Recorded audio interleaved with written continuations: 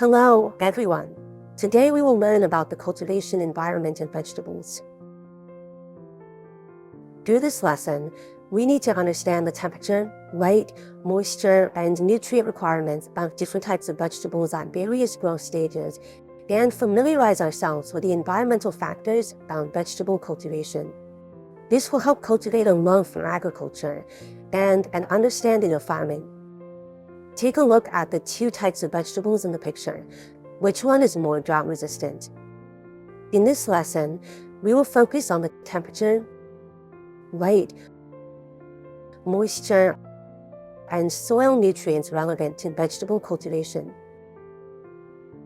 First, let's understand the temperature requirements for various vegetables.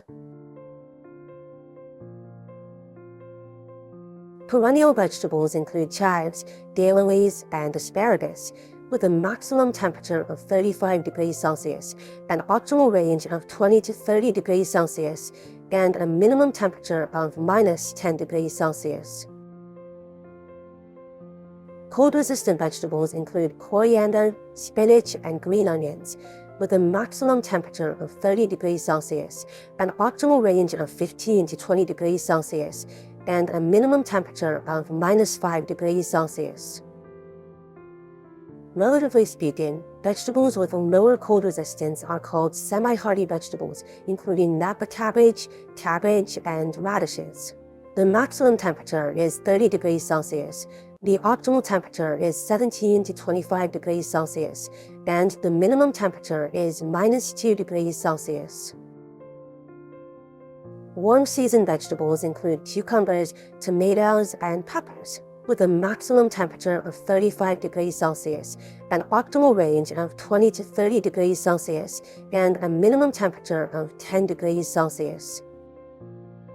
Heat-resistant vegetables include winter melons, bitter melons, and amaranth, with a maximum temperature of 40 degrees Celsius, an optimal range of 30 degrees Celsius, and a minimum temperature of 15 degrees Celsius.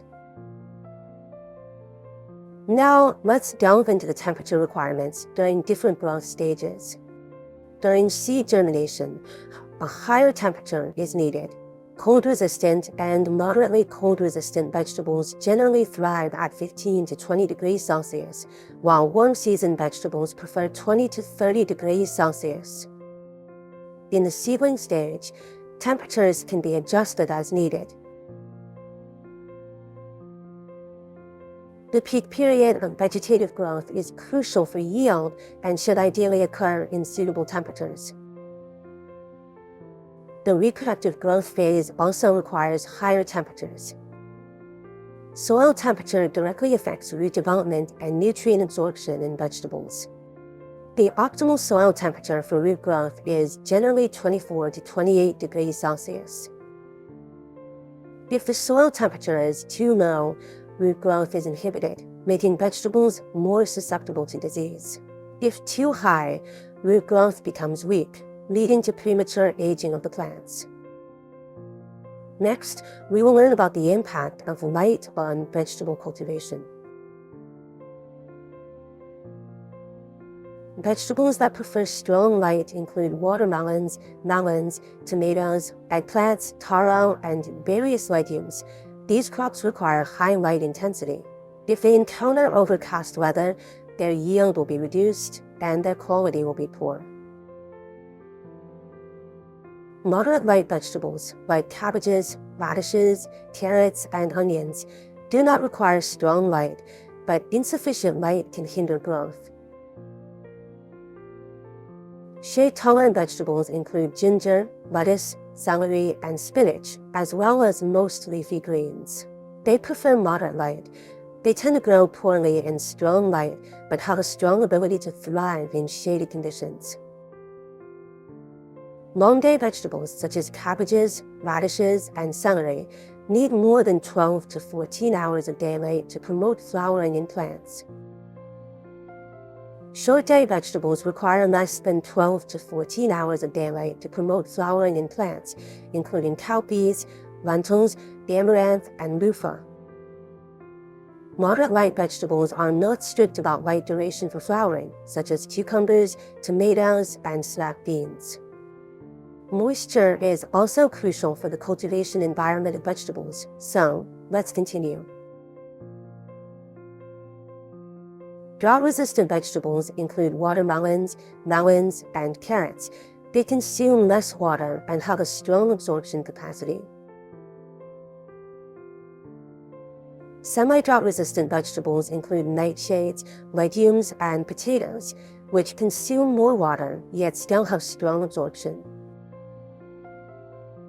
Semi-hydrating vegetables like onions and asparagus consume less water but have weaker absorption capacity. Moisture-loving vegetables such as cucumbers, cabbages, kale, and most leafy greens consume more water and have weak absorption. Aquatic vegetables like lotus and water bamboo consume the most water and have the weakest absorption capacity. Different growth stages have varying water requirements. During germination, seeds need ample moisture for expansion. After sowing, especially shallowly sown vegetables can easily suffer from drought.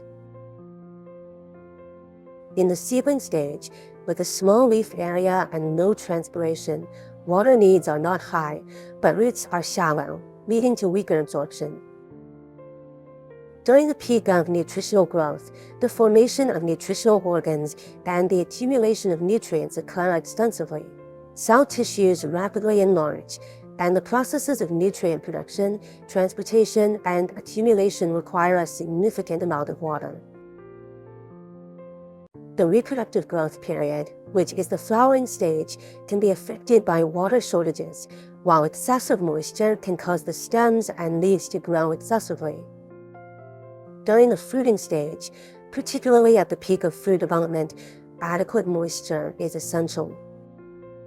Lastly, let's examine how soil nutrients affect the cultivation environment of vegetables. Soil types include sandy loam, and clay loam. For instance, melons adapt to sandy loam. Most vegetables thrive in loam, while late maturing or aquatic vegetables prefer clay loam. What about the adaptability of vegetables? Let's learn together now. Vegetables with strong adaptability can tolerate salinity levels of 0.25% to 0.3%. Vegetables with moderate adaptability tolerate salinity levels of 0.2% to 0.25%. Vegetables with weak adaptability can only tolerate salinity levels of 0.1% to 0.2%. Soil pH can be categorized into weakly acidic soils, neutral soils, and saline alkaline soils. Vegetables generally require a large amount of fertilizer, especially nitrogen, phosphorus, and potassium. Different types of vegetables have varying needs for these nutrients: nitrogen, phosphorus, and potassium. Leafy vegetables require more nitrogen. Root, stem, leaf, and bulb vegetables need more phosphorus. Fruiting vegetables demand more potassium. The requirement of soil nutrition for vegetables at different growth periods is also different. Shorter growth periods yield lower outputs, while longer periods yield higher outputs. During the germination stage, the demand for fertilizer is not high. However, during the organ formation stage, the demand increases.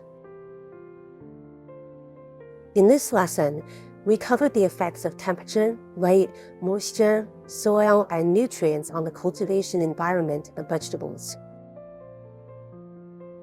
Please think about the following questions after class. This concludes our lesson. Thank you.